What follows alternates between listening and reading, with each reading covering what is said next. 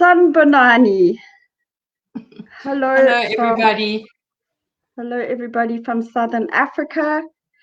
Welcome. And welcome, Robyn Rohm. I am honored, actually really honored, that you're here tonight to share with whoever's at the other end of the story your remarkable story. And thank you for having the courage to show up to do this, because your story is, I think, in 10 lifetimes, people could not have gone through what you've gone through in your relatively short lifetime. And so I honor you and thank you for that. Really, really do. And you're also a friend. You're an environmentalist. You're a change maker. You're a fire starter. You're a deeply intuitive spiritual being. You're an author of a book with the second one in the pipeline. You're a mother and a wife. You're a builder of eco-friendly homes. Is there anything I've left out, Robyn? You wear so many caps.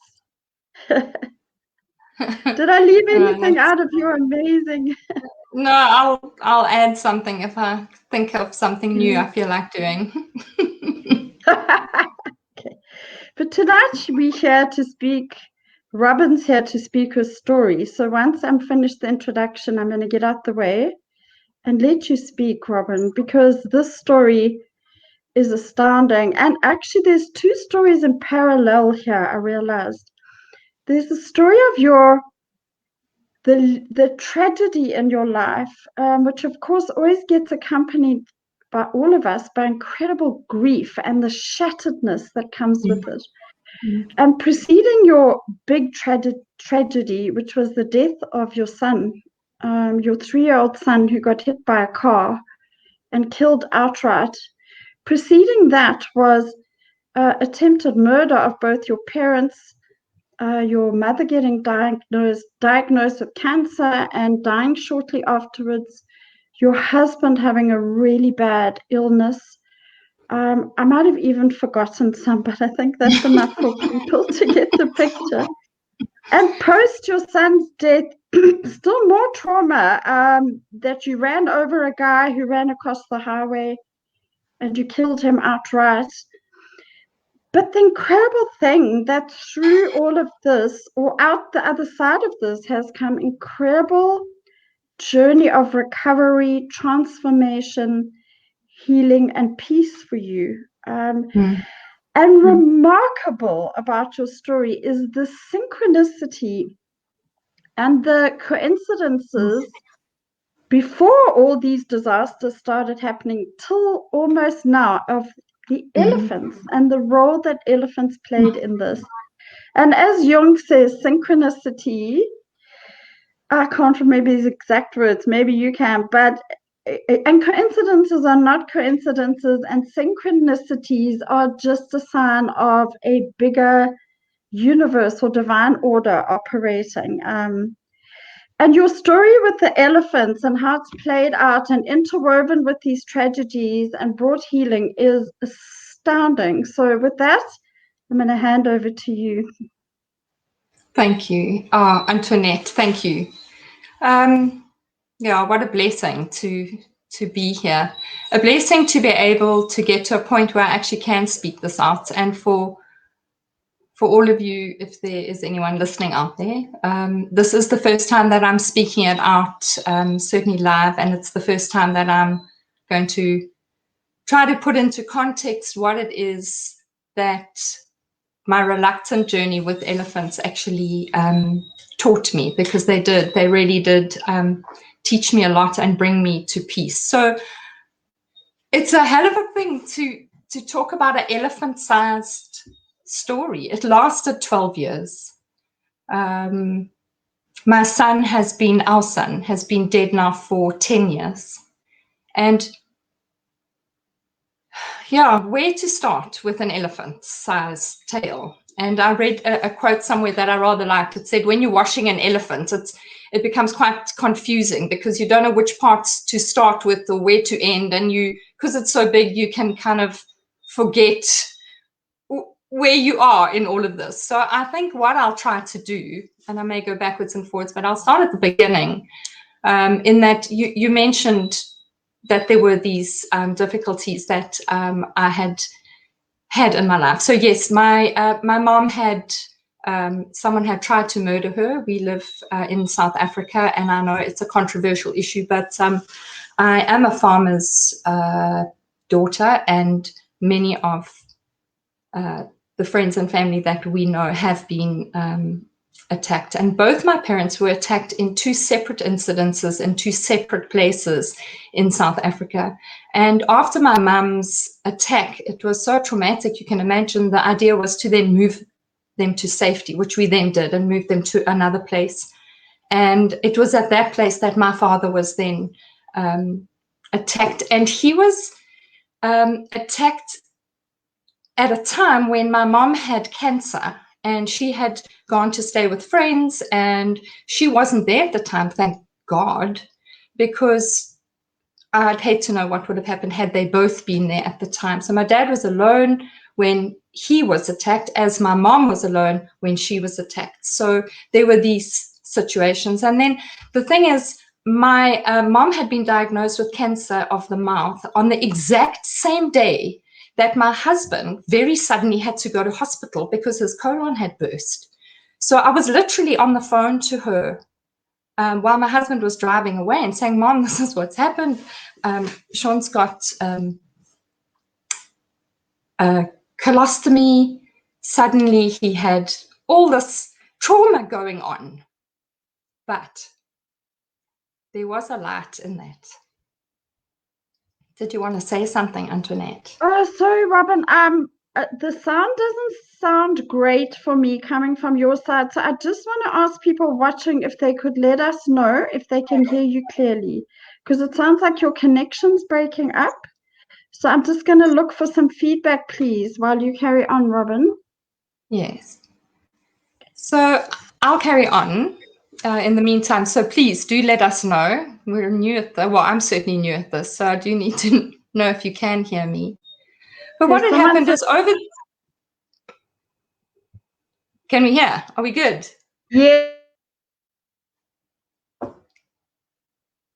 Okay, good. So during this time, it was really hard. You know, I had my youngest son in nappies. He was 18 months at the time. My eldest son was 3. He was also in night nappies, and I had my husband in this situation. And anyway, to cut to the chase, we were on the way to visit him. And this is when the very first elephant appeared, and it appeared as a synchronicity. And Jung explained synchronicities as something that happens very briefly, and usually it's forgotten. You know, that we've all experienced that. Something happens and you think, oh, I've just met you. Your birthday's on the same day as mine. Oh, and my mum's the same name as yours. It's just a little thing. But that's a coincidence. A synchronicity is something much deeper, and it happens more than once, more than twice, more than 3 times. And when it does, he actually gave the name synchronicity. When that does happen, he described it as a portal into another dimension that exists parallel to our own. And importantly, he said, it indicates the presence of the divine. I didn't know that at the time, and my journey has led me to believe that without a shadow of a doubt. And all it was on the way to visit my husband with my son, my eldest son, for the first time. It was just he was chatting while we were going along, and he wanted to have an elephant as a pet. And I was busy driving, so to keep my mind off my husband and all the stuff that we were going through, I answered him as I should, which was that, yes, he could have an elephant if he desperately wanted one. It wasn't going to be a very good idea, but he originally wanted a rhino, and those are not a good idea because a rhino wouldn't want to be friends with you. And I am a game ranger in South Africa, and I've got an idea that with the truth of it is that elephants have such big hearts, they can choose to be your mate. Simple as that. So we spoke 84 kilometers into where my husband was in hospital, all about elephants, everything we wanted to know. And he said to me, Mom, can I talk until I'm finished? And I was, of course. And I drove. And when we got to the very first robot, he said, I'm finished. And as we pulled up, a robot, by the way, for people who aren't South Africans, it's a traffic light. We pulled up to that traffic light. And as he said, Mom, I'm finished, I turned like this, and right next to me, parked close enough that if I'd leant like this, I could have poked it with a stick, was an elephant. You can't see, but a huge elephant, the logo on the side of a vehicle. Now that's a coincidence. And I said, oh, my boy, that's amazing. Look, we're talking about elephants, and here's this elephant. And he said, what does it mean, Mom? And I said, you know what? It means everything's going to be okay. And that's what it meant for me. It was like, oh my goodness, this is amazing. What a beautiful feeling. And I could really feel that. And as we drove off, my son said, oh, we must tell Dad. And with that, he started seeing elephants everywhere. I'm not a very nice mother because I got completely irritated with him. I was like, no, there aren't elephants. He was like, look, Mommy, look. Everywhere he looked, he could see elephants. By the time we got into the parking lot, I sat him down and I said, look, there are no elephants. And I explained what had actually happened. There was only these two, us talking and then this one.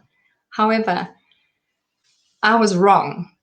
The Eastern Cape, which is the province that I live in, we live in South Africa, is the number plate on all the vehicles for the Eastern Cape have got elephants on them. So this parking lot at the hospital was full of elephants. So this was even bigger. This was big.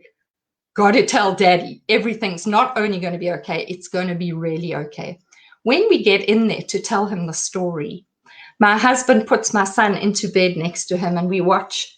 He's going to turn the TV on so that he can watch a movie while we can chat. Because, I mean, there's a TV above the bed. This is great excitement. There were 3 channels. This is South Africa. We had billiards, a really boring game of billiards. There was golf. And the last 3 minutes of a movie called Larger Than Life. And it ended with this elephant walking down the road with this man, the man was holding a suitcase, his trunk, and the elephant had his trunk over the man's shoulder, and they walked off into the sunset together as friends. And that was the first elephant. And the 3 of us were busy talking about it, and that's a huge synchronicity. So it became, as a family, this thing that said, everything's going to be all right. Absolutely everything. I mean, it can't be bigger than that. I mean, what an incredible coincidence.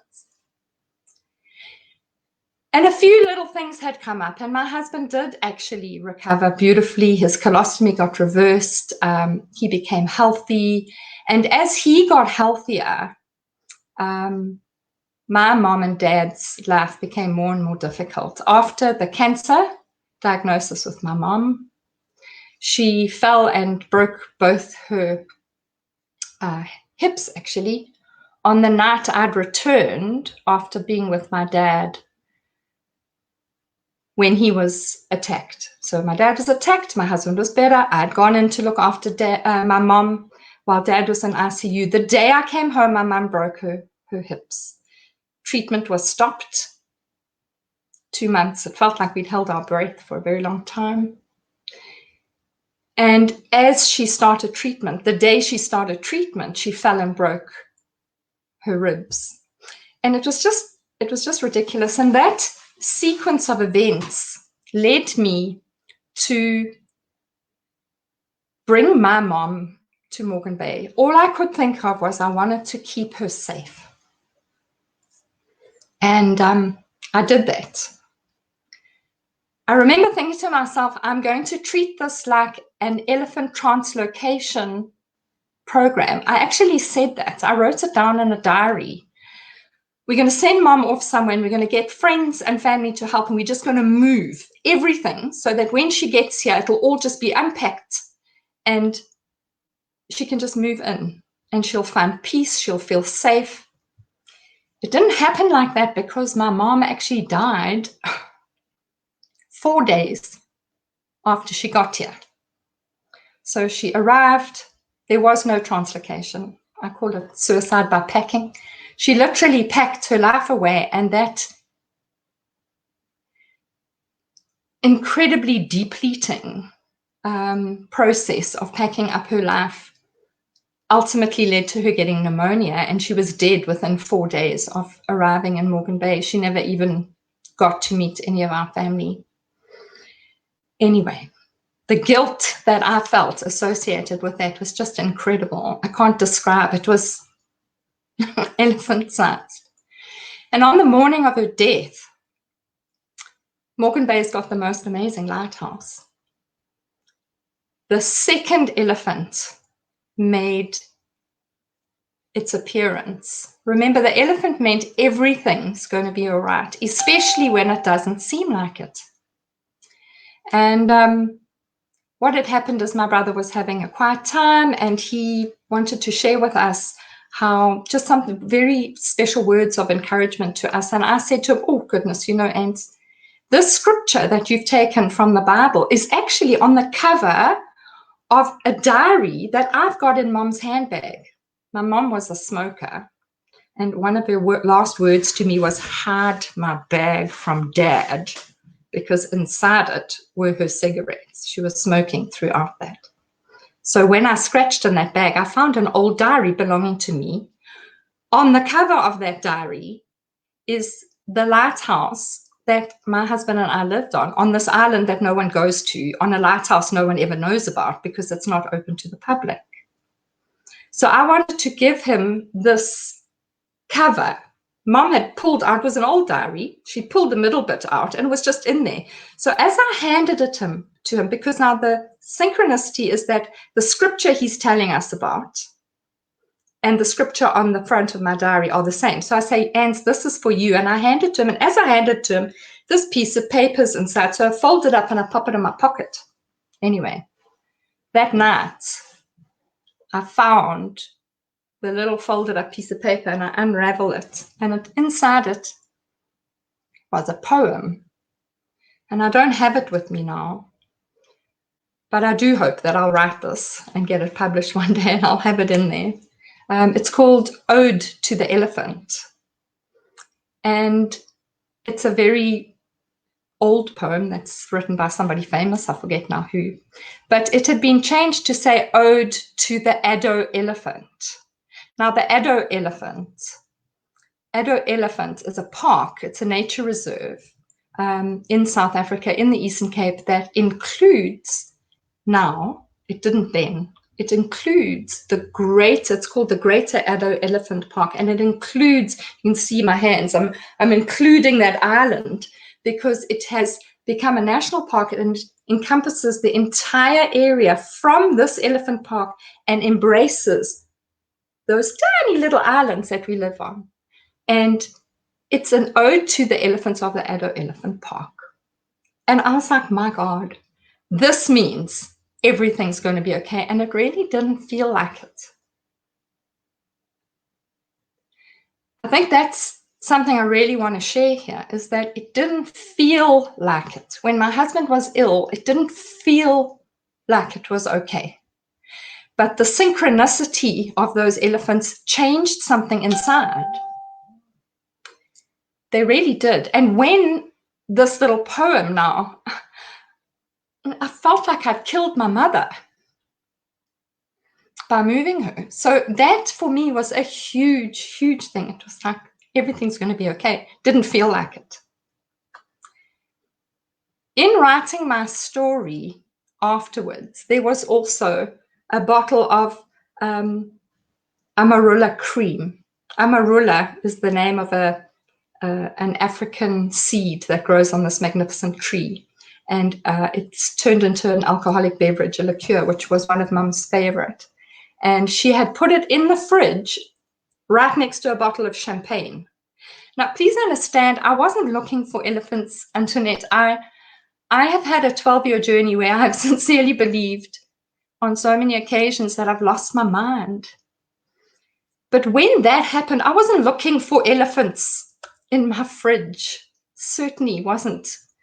It was just a sweet little thing that had become a little blessing, a little mantra that we said. Don't forget the elephant on the Amarilla, because that comes back a year ago. But that was 12 years ago. My son was still alive. I wasn't looking for elephants. I really wasn't. They were just a comfort.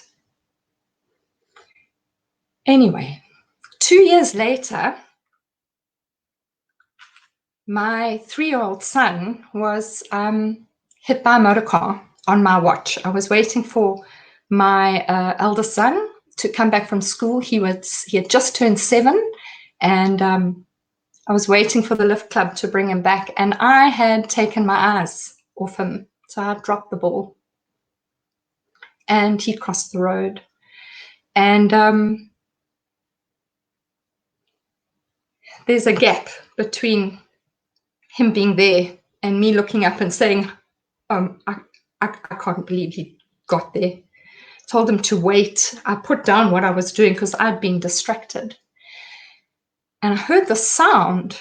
And when I heard, it was the most terrific sound. And when I looked up, the very, very first thing I saw was an elephant logo on the side of the car, parked on the side of the road.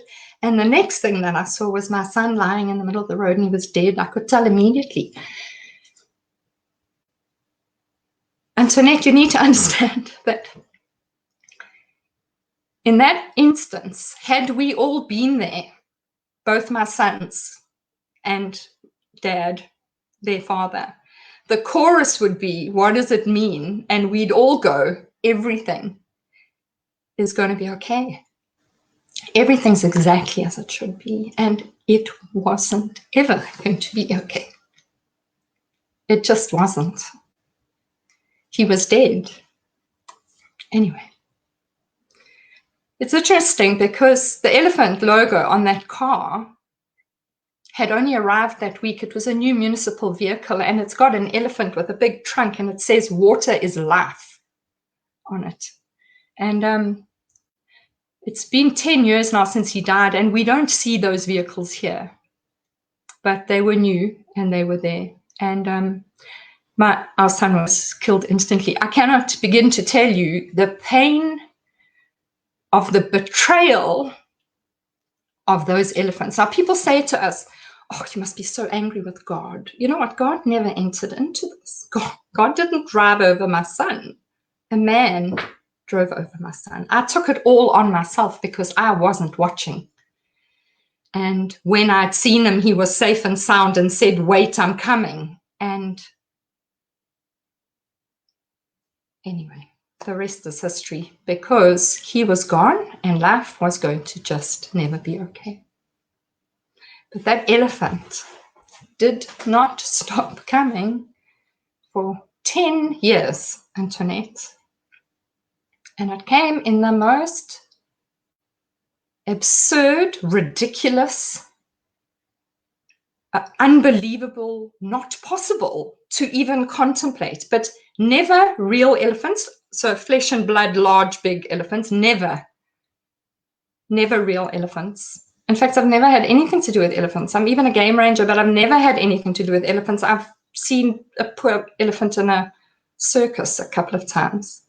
There were never real elephants, but I promise you, there was not a single imaginary elephant in my journey. And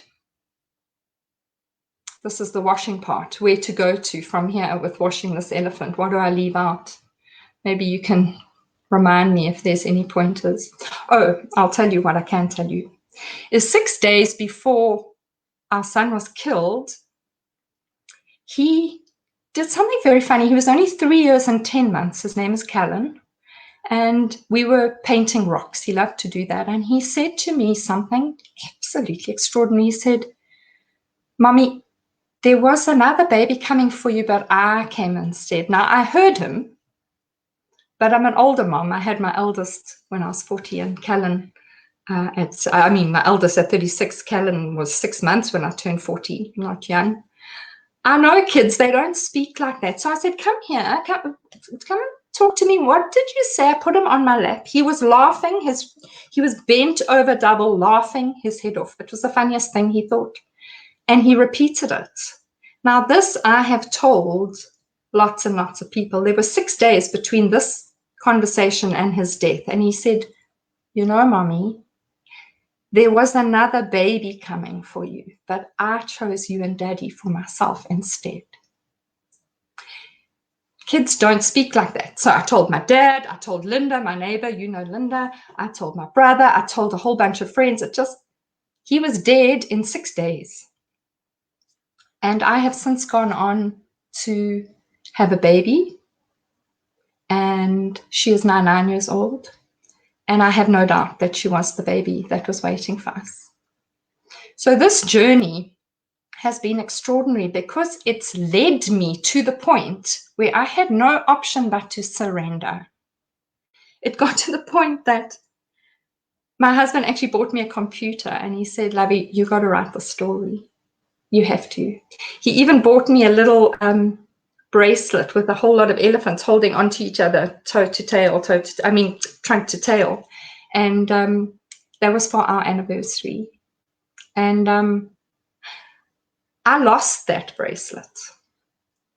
And when I lost it, I started scratching in the grass for it. I traced my steps. And I had a moment where I suddenly realized it had been 7 years. And it was the first time in that 7-year period with this onslaught of elephants in funny little ways. I'd dig one up in the garden. Someone would give me one. Presents, elephant. And I suddenly realized I'm looking for elephants for the first time in my life. And I just stopped what I was doing. And I thought, you know what? I'm never going to have another elephant come into my life. I know what this means. Everything's just fine. When I got home, I realized it was my son's birthday. It was the 3rd of August and it was his birthday. And that's the day that I lost it. So those were the kind of ways that linked little things that were actually quite big. You don't just lose a bracelet where you've decided to now embrace the fact that you've been through this terrible thing, but everything's apparently okay. You don't just lose it on his birthday. Well, I did. And that has brought me comfort. Should I talk about the last elephants? Okay. So there's been a lot of elephants in between that. We'll talk about, can you run us through just quickly some of the elephant things and leading up to the final elephants, or is that too much, Rob? No, it's not too much. Just to give you look, it's an elephant-sized tail, so there's a lot to say. Just to give you an example, my husband had a vasectomy reversal, and even the bed and breakfast that we chose to go there, when we went into the bed and breakfast, we chose it off the internet. It said, at home. My son said, I want to go there, Mom. We went there. When I picked up the phone, I mean, I don't know who it is. In fact, it was the first time I'd ever Googled anything, to be honest with you. When I answered and said, we'd like to come and stay there, not telling them why, but I needed to be in East London, they were like, oh, Rob, it's me, Grant. I was like, sorry? He said, we're on our way to your place now. So what are you talking about? The people that we were going to stay with were on their way to our place, 84 kilometers away, to come and eat in our restaurant. He said, I'll leave the key and you can just let yourself in. So that's what we did. And when we got there, there was a huge elephant in the room that we stayed. There were 3 on the way in. These were, what does it mean? Everything's exactly as it is, and everything's going to be okay, especially when it doesn't feel like it. Now, I wasn't embracing these elephants then. Please understand that I hadn't embraced these yet. We're talking about a journey that I've been on where I am absolutely, without a shadow of a doubt, of the belief that this is how heaven speaks directly to earth. It's the elephant in the room that has been sitting so quietly and so patiently for so long that none of us want to talk about. I mean, that's what's called an elephant in the room. I mean, how much space can an elephant take up that we're not prepared to notice? I mean, you got to skirt around the edge to actually, not bump into it. So that's what this journey has been for me. The elephant in the room is that God, the divine, you know what? I'll be honest with you, Antoinette. I don't think the divine cares what you call it, because I grew up in the Christian tradition, and as a Christian, I would be getting Jesus bringing me comfort. I didn't get Jesus. I got elephants. There's a saying that says, may the peace of God, which passes all understanding, cover your hearts and minds in Jesus Christ. Now, I know that, but I didn't get Jesus Christ. I certainly didn't get him in a package that wasn't elephant. I got elephants in a shape that passed all understanding, that covered my heart and mind in elephants. It was really as simple as that. And what had happened after my husband had had the vasectomy reversal, so we're in this room and it's all amazing, is it was a couple of days later, and I had to do something very simple. I had to go and return a product that we'd got for our restaurant that was incorrect, and it was very difficult for me because it was the first time that I'd had to go to the area of town where our son had been cremated, and it was very hard. The towers were above me, the crematorium towers, and I was finished. And I ended up going to sit in this restaurant where I was writing the book that I had published about a life on an island, a completely other story. And I wanted to sit in a place. It was very hard because I had to change all the spaces, places that I'd go to with all these memories. Anyway, I couldn't be in there. And I got up and I walked up, but I was in tears. I was absolutely in tears. And I walked out and bumped straight into a friend of mine, Eve Noble. Her mom she'd lost a brother. Her mom was a friend of ours, her mom and dad, and they lost a brother. And she said, sit down, I need to talk with you. I said, Eve, I can't. I was in a really, really bad state, and I left, trying to leave, and she said, stay. She pulled me back. She said, please, I've got a friend coming to meet us for coffee. And they held me, pushed me down, held onto me, and prayed. And I'll never forget the prayers. She said, the friend, who I don't know, said, please, God, just give Robyn grace.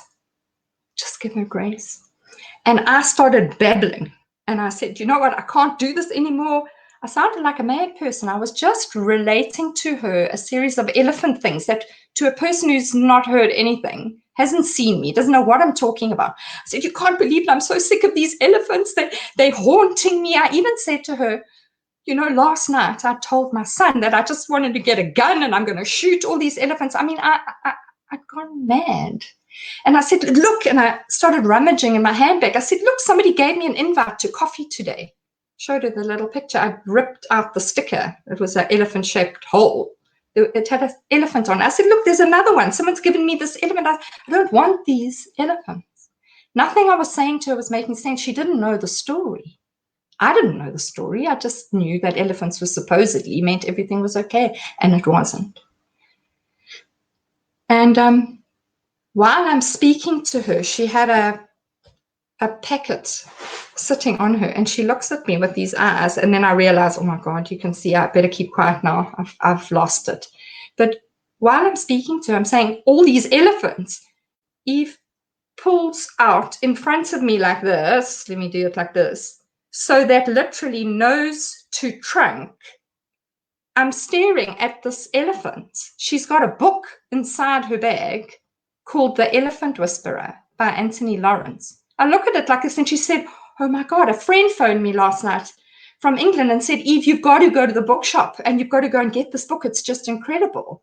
And she said, and Robyn, I've got to give it to you. And I was like, no, you're not understanding.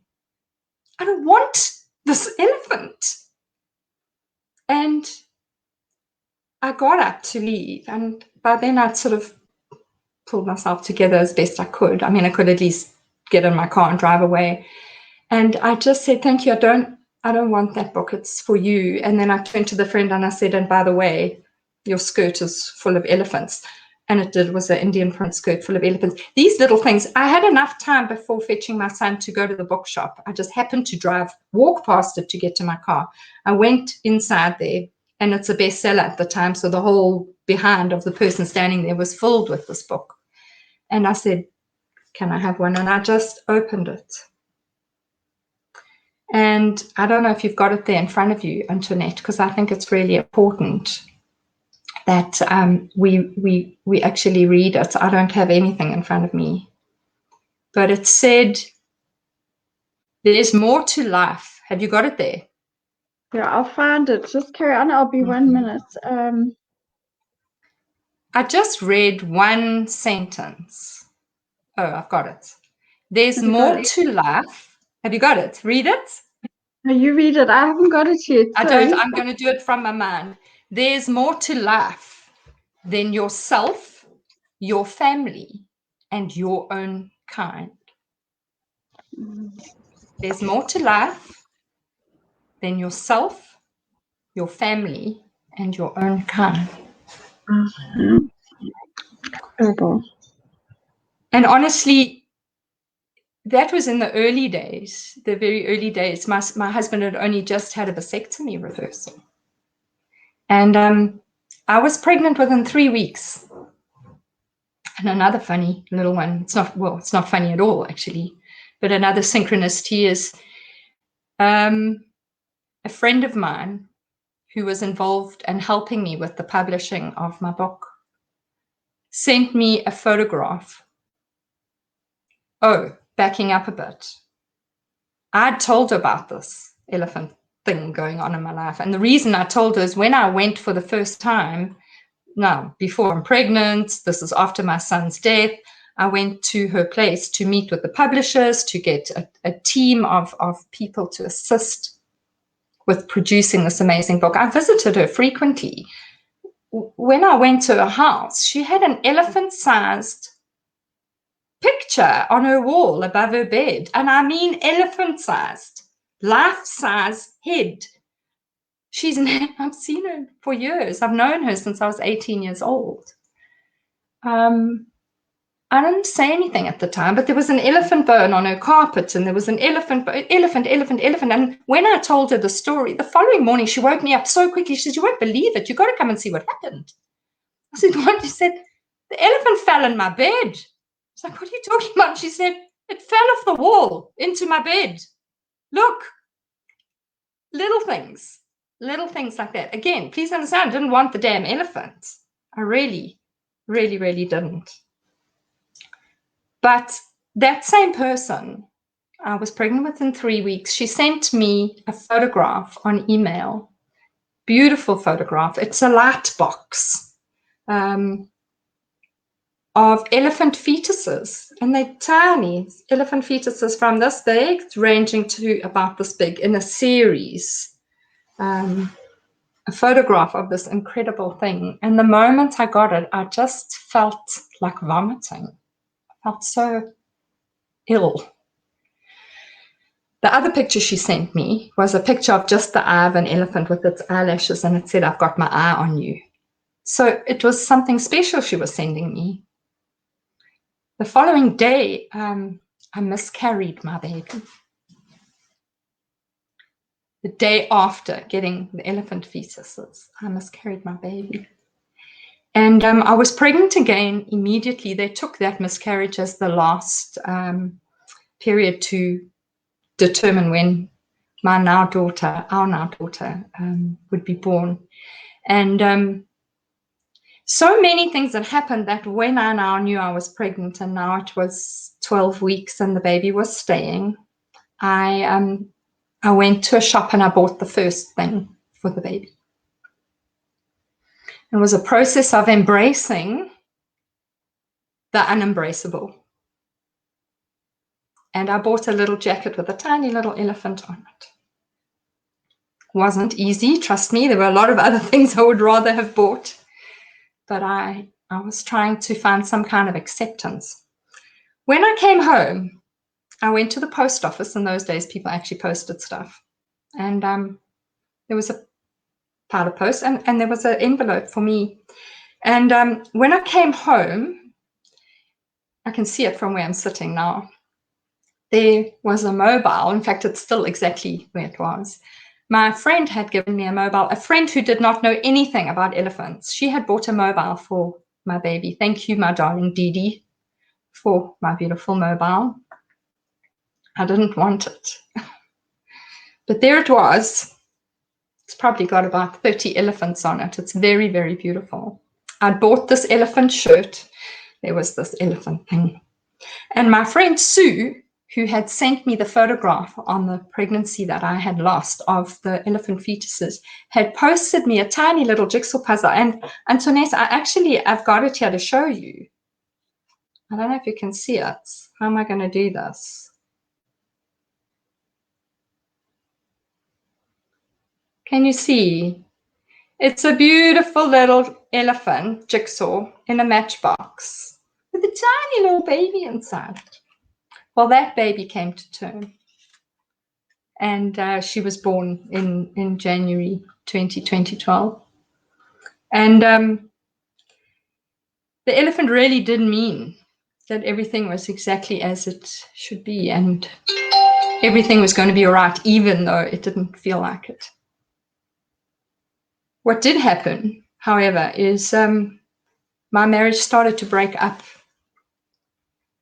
And it's interesting because I've got this statistic. It's 87% of people whose children have passed away end up in divorce. And I don't want to be, and we didn't want to be that statistic. But it was becoming harder and harder for us. And in September 2019, I just finished building. Thank you for mentioning the building. I've been building an eco brick bench with a school for a woman I'd met. And I just finished, and I was on my way to fetch my kids, and a man ran across the road. We're talking about the National Highway. He ran straight in front of my car, and I killed him instantly. I cannot describe to you the feeling. And the feeling is not what everyone else thought it was going to be or what it was. The feeling was not one of, you know what, I don't even have a word for what anyone else would imagine I would be feeling. But I can tell you that my language was bad. And I was, oh my, actually, I cannot believe this. I was incredulous. There was no way on God's earth that I could have avoided him. He came left field, out of nowhere. I was hooting when he ran. I slowed right down. The man stopped. He looked at me. I could see the whites of his eyes. He smiled at me. I was saying what the and swearing while hooting when the car hit him, when I hit him, when I killed him. That set off a sequence of events that ultimately was like the final coffin nail for our marriage. My husband and I have been married for 28 years. The good news is that we're up for another 28 years. But that accident, what it did was it unraveled everything that we had so carefully packaged together as survivors. I don't want to speak for my husband, but what I can say here, and I know he will be okay with me sharing this, is that my husband had packaged his grief in the only way that he knew how. And grief is not a one size fits all. Every person experiences it in a different way. I am not a person who's had more grief than someone else. People have gone through devastating things, and people respond differently to many different things. But my running over Lewis, that was his name. I looked it up, and it means famous warrior. My running over Lewis unraveled the very carefully composed grief package that my husband lived in. And it set off a reaction that got us to the point where I was ready to throw the towel in. And I remember thinking, okay, and now, where are the effing elephants? It was just beyond belief. And, you know, I wasn't thrown back to my son's death. I wasn't traumatized because of my son's death. I had been getting help for 2 years. I really had a sense of the largesse of elephants as a divine connection to my soul, as the only way this woman, me, would have heard how okay everything was in the greater scheme of things. I would not have heard had I not had something so big, so often, over and over and over again. I would say to people, I'm trying to be a lot nicer to myself now, but I would say that I'm like, really take a long time before I get something. It's got to happen a lot before it finally sinks in. Well, truthfully, that is how it worked for me. So I had this moment of, where the hell are the elephants? Well, Antoinette, I got a phone call by the insurance company one day. It was a devastating day. It was a devastating week in the history of South Africa. And a number of women had been murdered. There was a lot of pain in South African men. They were targeted as being these incredible, all men were these incredible woman-hating beasts, and they're not. There are some. Anyway, that particular week, I get a phone call from the insurance company to say, please, would I come and see them? They want to talk to me. Well, I mean, I didn't want to talk to them. When I got there, the guy said, if you wouldn't mind just having a cup of coffee. I was like, no, I definitely don't want to have a cup of coffee. So I'm just going to call the manager. Antoinette, they came in carrying a basket, a big picnic basket with a red ribbon this big. Can you see? This big. It was wrapped in a red ribbon. Now, I just burst into tears because it had been this horrific week. And these men were in tears. They said, it's been the most horrible week for all of us, for everyone, and we don't know what to do. And the only thing we could think of to do is we know you've run over this man, and it must have just been absolutely horrific. And we don't know what to do, but we just bought you this present. Now, I thought it was a basket. I was excited because I had a basket and that someone had done such a beautiful thing. When I unwrapped it, on the very top was the Amarula cream that my mother had left in her fridge next to the bottle of champagne. The Amarula we never drank with her because she didn't make it. But it's got a big elephant on it. This is now 11 years after my mother's death. 9 years after my son's death. Underneath was a box of chocolates, Amarula chocolates, with elephants all over it. In fact, it not only had elephants, it says the Amarula Trust. That's my word for the year. Trust in huge letters. There were elephant chocolates. Now, I have checked. Nobody told those men that. I even got a pamper pack to go and have my feet massaged and my back done to the tune of 2,500 Rand. Got a terrible sense of humor. People wanted to know how on earth could they also get a package like that from their insurance company, but you have to be top level. I'm sorry, it has to be devastating stuff. So my point is, the last elephants came wrapped, gift wrapped, in a massive bow. And if there were ever a time for me to know that everything was going to be okay, it was then. And you know what? I'd been led to know that. So when I thought I was letting my husband go, I knew that it wasn't going to be that. I knew, because of those elephants, that the divine had led me and was protecting me, that my journey, our journey, the journey is not about the traumas you experience. It's not about the chaos. It's not about, and I mean, how can I say that? I can only say that because I've been led step by step by step. The elephant in the room is that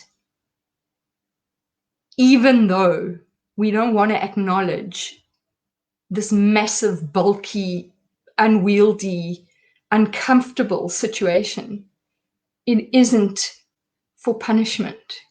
It isn't because you're a bad person. Yes, I took my eye off my son, but no, I didn't kill him. Yes, I ran over Lewis. Yes, I really did kill him. I could not have avoided him if I tried. So what from all of this? How can I make meaning from this? The question more than anything is, how can I not make meaning? How can I possibly not? That prayer of grace, I thought grace was a thing you said to pray over your food. I had no idea of what grace actually meant. And I'm at the point now where the word grace and the word elephant are entirely interchangeable. I don't think it matters. It's just words. Because grace is a vehicle for the divine to support and love, even when, and especially when it doesn't feel like it. Antoinette, I think it's really important to be able to speak about this now. I am happy to speak now, because would you have believed a year ago that we would have gone through a national pandemic the way that we had? Would any of us have believed it possible that something so enormous could unite us in chaos? Absolute, complete and utter chaos that did not miss a single human on the planet. The elephant in the room is that we knew it was there. We knew it was coming. I defy a single person here, and this is not about religion. This is about something bigger. This is about mysticism. It's about that thing that connects us. It's that thing that we have in common, no matter how different we are, which is that we breathe, we love, we fear, we break. Our bodies break. We feel pain. We live on this planet that is our home. And you know what? It doesn't matter who you are. That is what we have in common. When I say it doesn't matter, I'm not saying it doesn't matter that my son died. Please understand. It's still not okay. It is still not okay. I'm not okay with running over Lewis, but I did. So to make meaning of this, I can only call elephants grace, in that they were the vehicle that brought the divine literally into my living room, literally into a little elephant, into a mobile, into a friend with it on her skirt. And I'm just giving you a few. Guys, there are so many. I literally was digging them up in my garden. Little, a paperclip, non-stop. And Robs, what about the VUCA? That was quite a different. We've only got a few minutes. The VUCA is a very important one. Okay. So Robyn gets it. She gets it. Okay. COVID looms. COVID looms. In fact, it was this time last year that COVID was looming, was it not? We knew, guys, you got a week. You're going to get locked up. It's the 11th today. Tomorrow's the 12th of March. Friday the 13th, in order to save my marriage, my therapist recommended that I put together a request, a letter. In order to do this, I needed to stay where I was, and I needed to send my kids away back home to their father without me. I put them in a motor car with a very dear friend of mine, ours, bless you. And that car she was driving was not her fault. It rolled 6 times down the highway. And our children, her 2, aged 8 and 17, and my 2, aged 8 and 17, that's a synchronicity, by the way, were flung out of the car. And how they survived, God or elephants alone know. They did survive that, and I won't go into that. There's a lot of conversations to be had. I am not dismissive of this, but we're talking about the VUCA now. So we went from the accident. Everyone survived it, thrived, didn't die, including 2 dogs and the hamster, mind you. My darling friend, who was cut from here, survived by apparently the thickness of a hair. We went straight into lockdown. It was the best thing that ever happened to me. I had my family. I was closed in, locked in. Anyway, at some point, my son is now going to be getting a motorbike. He's turning 18. He needs a motorbike. The poor man, he's been locked in. He needs a motorbike. I don't want a motorbike. Anyway, we have this house in East London. And I go, it's the anniversary. It's the 10th anniversary of our son's death. He's been dead for 10 years on the 20th of May last year during lockdown. And 2020, 20th of May, 2020. And I go to get away from being in lockdown to this place. We're very blessed to have had somewhere to go to. And when I'm there, my husband phones me and says, "Oh, sweetie, won't you go and pick up the motorbike?" I think, oh, God, I don't want to pick up the motorbike. I mean, which part of I want to have this time on my own, as everybody must. Anyway, I phoned for the motorbike. This guy answers. He says, "No, it's not for him. It's for his wife." I phoned the wife. The woman whose motorbike it is her name's Mirinda. And Mirinda was selling her motorbike and we were buying it. And her job was to choose what day it was to get it. I said, when I realized it was her, I said, "I don't need to see the motorbike, Mirinda. Have you any idea?" Oh, she said she'll bring it. I said, "I don't need to see the motorbike, but it's your motorbike.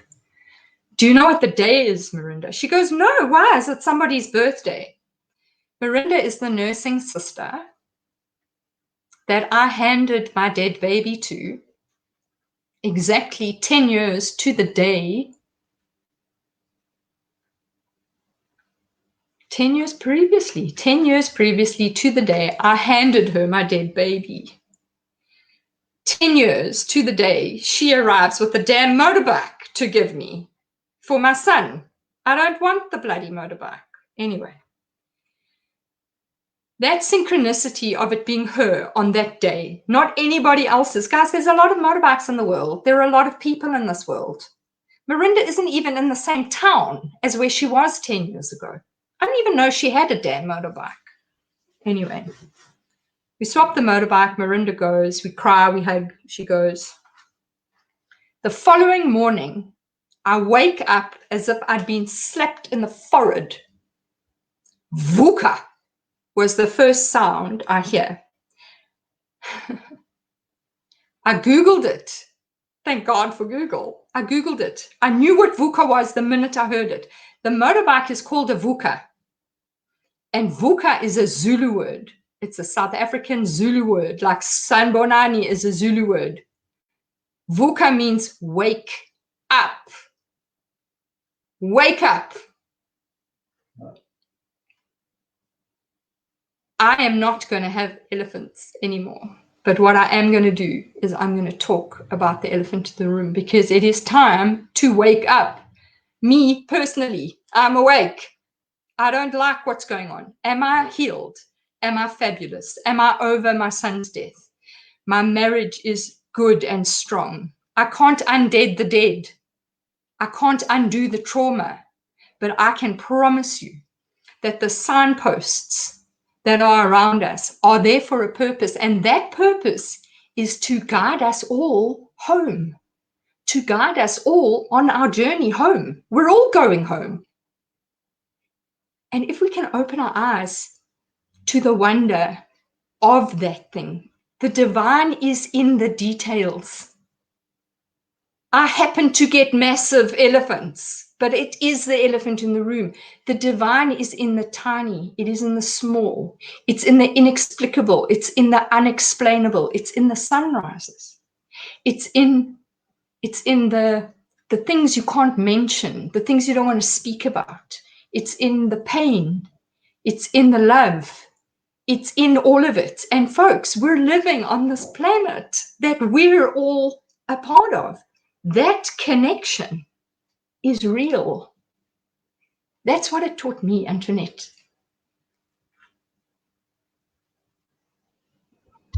When things are unexplainable and when things sound beyond belief, parables get made to explain the inexplicable. Stories get created so that we can understand the essence of love, the essence of divine order, the essence of all the important bits through story. My journey, accompanied by elephants, was not a parable. But I am very fortunate to be able to read those signposts. I wasn't, but I have. And I promise you that everything is exactly as it should be, especially when it doesn't feel like it. So this time that we're going through at the moment, it's not okay. It's not okay. People are dying. People are ill. People are broken. People, you know. It doesn't make it okay, but I promise you that in the details, there is reason for joy. There is reason for all the things that make us human. And now is when we need to VUCA. Just wake up. It's not out there. It's here with us. The joy, the gift is being on earth right now. Robyn, that is, I'm going to stop you there because I'd like to go to the comments, but I want to say thank you for such an incredibly authentic, vulnerable, powerful share. You are one of the bravest people I've ever met. And you've inspired me since the first day I met you. And thank you for showing up today and honoring me. It's the first time you've told this story. I know you didn't even tell it to individual people, and now you've told it publicly, and that is so big. And I know that so many people have benefited from this because it's just unflipping believable, actually, but it's the real truth, and it's amazing. Bless you and thank you. Can I read the comment? Can I show you the comments quickly? We seem to have a lot of comments here. Can I be unblind? So we'll have to wear our glasses right now. That's just. Oh, thanks, Esther. Normal. Can you can see them, Rob? Say. Yes, I can. Thank you. Oh, all the support out there. Mwah, all the love, all the sunflowers. Thanks, Caroline. Oh, good. We did it. I think that's when we were asking in the beginning. Yeah. Okay. Oh, hello, my Susie. Ah, Peter. We don't have questions. Wait, there's some comments coming. Sorry, I shouldn't probably be going perfect. Okay. Yeah, it's just some.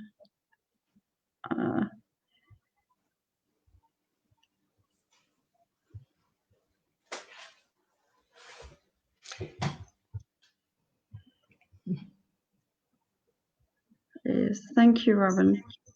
Yeah, thank you. It's a safe place, the internet. Weirdly, hey? So much courage, Robyn, from Louise. Thanks, Louise. Mm. We're going to have to do another live actually because we've run out of time. But Esther, you're right. I was thinking about in India, I think it's the Hindus, where the elephant is the symbol, what's it called? The bringer and the taker of obstacles. And I just realized that's so much what your story's about. Antoinette, we're going to have to, it's elephant size, darling.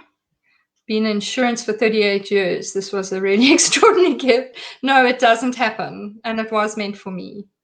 Yeah, well done to those insurers. They changed my life. They saved my marriage, didn't they? So did Lewis. I'm sorry he's not with us, but he certainly did. Yeah. I think the thing that will come next in terms of the elephant in the room is elephants speak, and elephants hear on a vibration that is not heard by you and I. I am in good company to say that these elephants, all elephants, can hear humans. They can hear, they can sense, and they're the way showers. But it's only because they're the elephant in the room that we're refusing to notice. Mm-hmm. Every little bug, it just doesn't sound as good. The bug in the room, the fly on the wall, it doesn't. But the reality is, yes, Margie, the wild earth. Oh, on the background. Yes, my wild earth in the background. The wild earth is what we have in common. It's trying to wake us up. And if COVID has given us the silence to hear, just listen. Especially, I needed this message today. You know, Robyn, this opens another whole live, which we'll have to schedule. But it's time we all spoke about the elephants in the room, whether it's our personal trauma, whether it's collective trauma, because it's all been too, like you said, it's been there, but it's been unspoken, and it cannot be unspoken anymore. So thank you for having the courage to show up to share. And I've been doing the same, as some of you know, because the more of us that speak of that elephant, recognize it and speak of it, because it's all the divine, isn't it? It's all the divine. Yeah. Yes. Okay, I think the comments on there. Wow, Robyn. Oh my gosh, that's my neighbor Carol. Oh my gosh, we've run out of time. I mean, if I could just tell you about how I met Carol, it's just ridiculous. Do you know that I found out in lockdown that the beautiful house that I don't know how on earth I managed to be so blessed to buy, because trust me, it's like a hen's tooth to get hold of. I only found out, and Carol, that's you. Carol knew this. I've been there 4 years. I only found out now during lockdown when her family got locked down in Carol's house. They came to visit and got caught in lockdown. And the young man who's now an adult came and said, oh, look, my name's Josh and I've written my name on the step. My granny used to own this house. I brought him in, I showed him, do you know? Olive was 92 when she died. I thought she died of old age. I found out that she died by being hit by a car. I didn't tell you that, Antoinette. Now, I couldn't make this stuff up if I tried. And Carol is the woman who I met in a shop in the first Christmas of my son's death. Have I got time to tell you about my Christmas carol? Yes, I think so. I'm sure if anyone wants to... in this place who knew... I just don't know how to get these comments off, but you carry on. I'll try. Our son died in May. That first Christmas, I was in a toy shop buying presents for his friend and my son. And I kept putting piles of presents on for my son and for his friend, for his phone, for Noah, for Noah, for Noah. By the time I got to the till, I realized that I had gone mad. There was a pile of presents for a child who was my son, who is now dead's best friend. And I put them away. I bought him one present. I bought my beautiful son, who is with us, a little pile of presents. And I walked out, and I don't think there's ever been a time that I was in such distress. I was not going to make it to my motor car. And I remember I could see the parking, but I felt like I was just going to die and fall in the gutter and vanish. And I made it into a shop where there were Christmas lights, and it was the darkest part of the shop. And I went into the corner and I hid. And I cried. I cried like I had never, ever cried. Hiding in the corner of this dark place with these Christmas lights flashing, and this person came up behind me and held me and rested their head against my back and held me while I cried and cried. And only one sentence was said. She said, "I recognize this cry." I cried until I was finished, which was a long time. And when I turned around, this beautiful woman was standing in front of me, and my first words were, "Why? Has your child also died?" And she said, "Yes." Mm. She agreed to meet with me, asked me to meet with her somewhere. I never did meet with her. She gave me her name. I've got it in my phone. Her name's Carol. I wrote her name down as Christmas Carol. Years later, babies later, years, I buy a house because I have to now live, because my son is dead. I need to live where I can be with my children, 9 years separate, because there's 9-year age gap now. My new baby, my old baby. And I get introduced to a woman on the morning to now meet the neighbors. And I get introduced to this person. I couldn't believe my eyes. Standing in front of me was my Christmas Carol. So I am there because my son is dead, and the person who's my neighbor is my Christmas Carol. And the house in which I'm living, that no one on earth could be more blessed than me. It is the only house suitable for me, is owned by a woman who was run over. I mean, it doesn't get more bizarre than that. Thank you, Susie. I will never believe in coincidences again. They are God incidences. They are portals into the divine, and it is through those things that God speaks to us. You can call him whatever you want.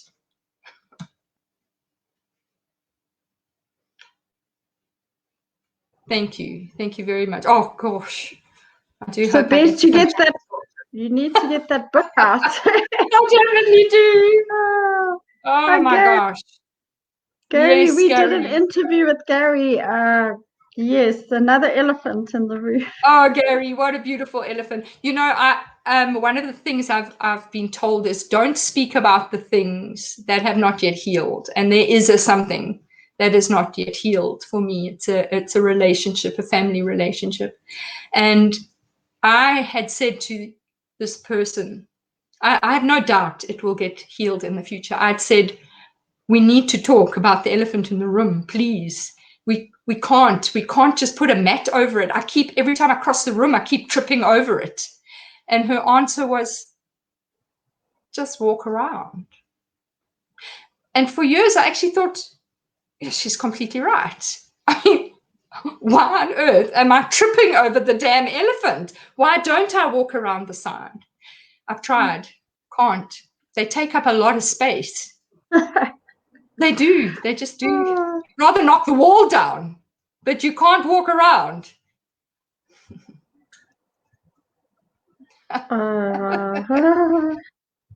Yeah. Bless you, Margie.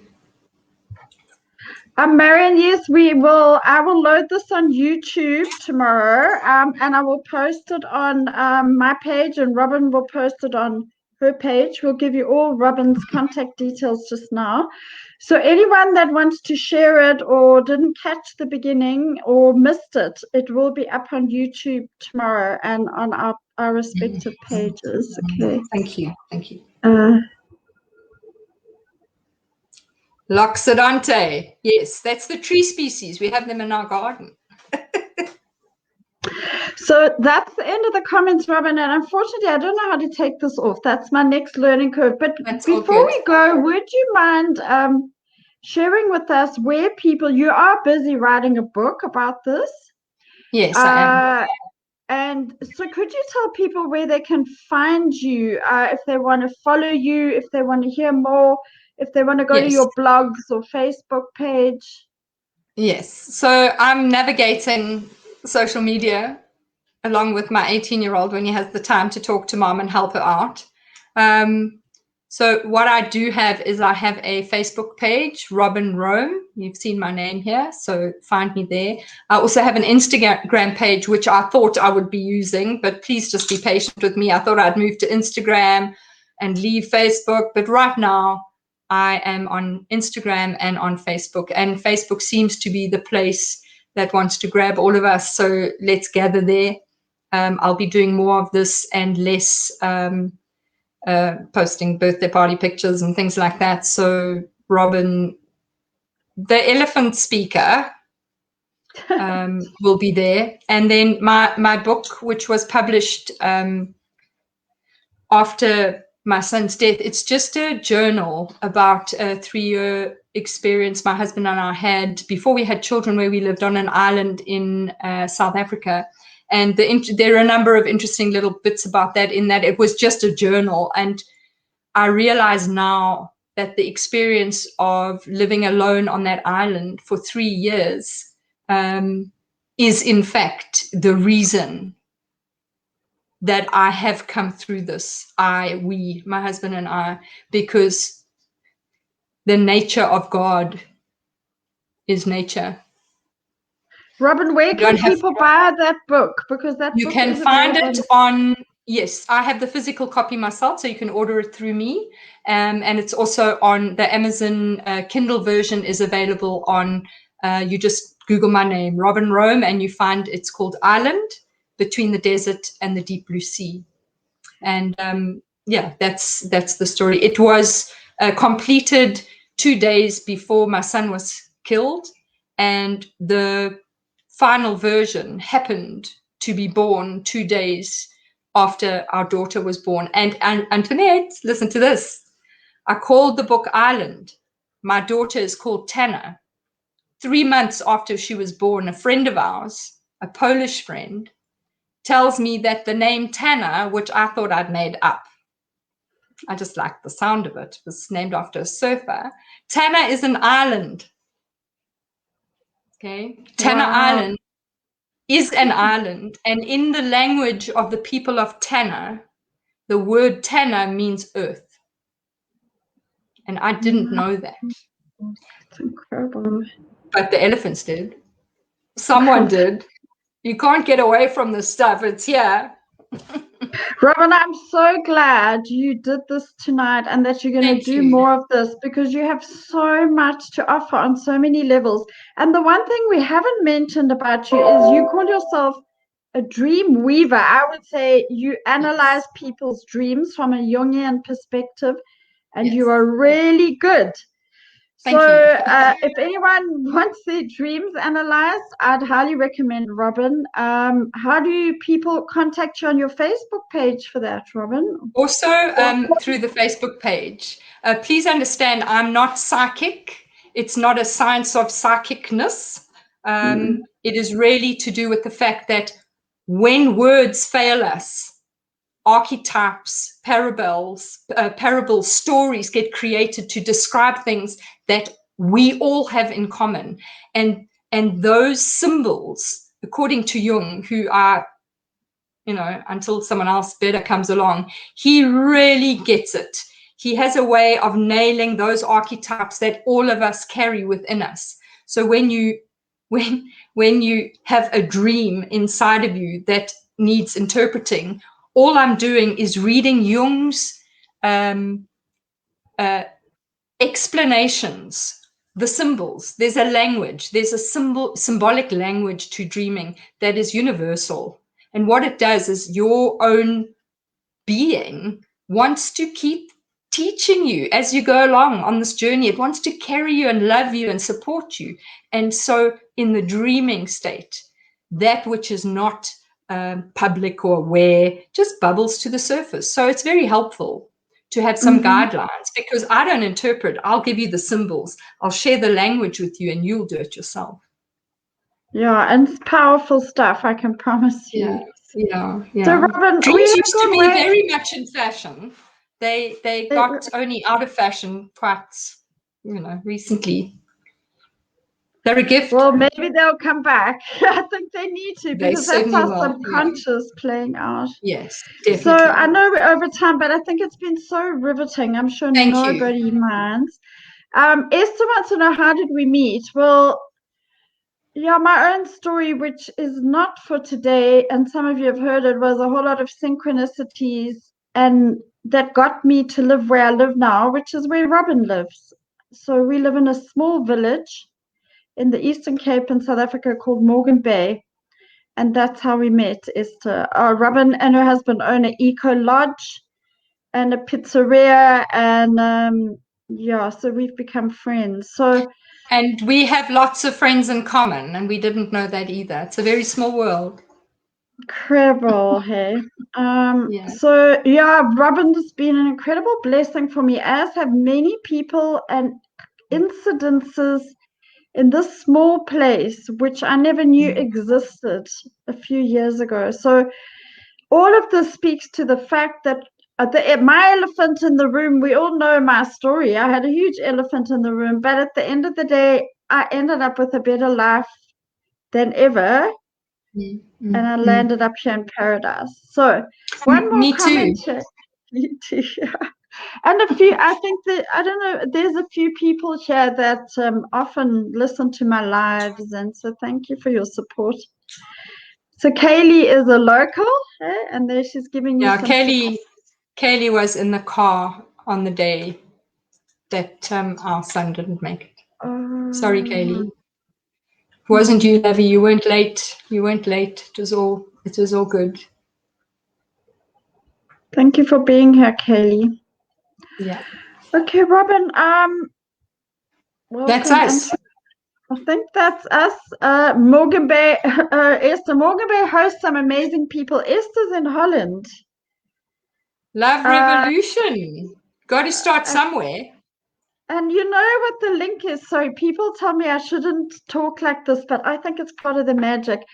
Esther, you know how I met Esther? Anita Majani. And in my journey of cancer, and friends of mine, Gary, who's here, who I interviewed, another friend who I hope will tell her story, Anita Majani was the glue that brought us all together. Esther, Gary, I met on an Anita Majani Facebook group. We've never seen each other in real life, but I hope we will one day. Yeah. Thank Robyn, you very, very bless much, you, everybody. and thank you. Bless all thank of you, you. Everybody. Thank you for showing up, and this was life-changing. We were both really nervous, but it was really amazing. So bless you. Thank you, Robyn, and thank you, everybody. Good night. Good night. Good night. Yeah, it could be good morning, Gary, in New York. So goodbye. Okay,